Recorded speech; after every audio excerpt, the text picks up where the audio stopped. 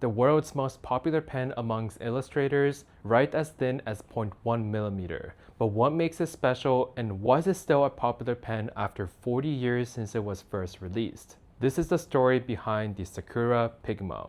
Anyone who wrote precisely, artists, illustrators, engineers, chose pigment ink. It didn't spread into the paper, didn't fade. It was archival. But pigment ink had a problem. It didn't dissolve. It's solid particles floating in water, and solid particles sink, clump, and block anything narrow. So pigment ink couldn't live inside a pen. It stayed in a bottle. You ground a stick on an inkstone. You dipped the nib and re-dipped it every few strokes. Technical pens sealed the ink in, then you took them apart to clean them, and bought a separate pen for every width.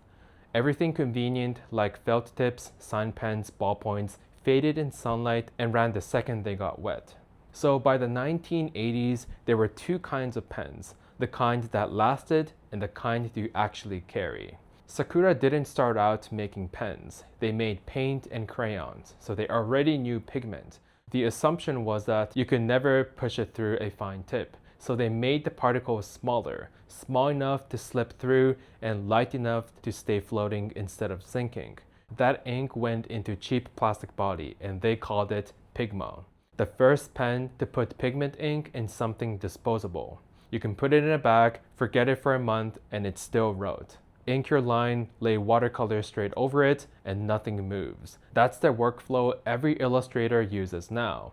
The Sakura Pigma became the solution to a problem that existed for thousands of years.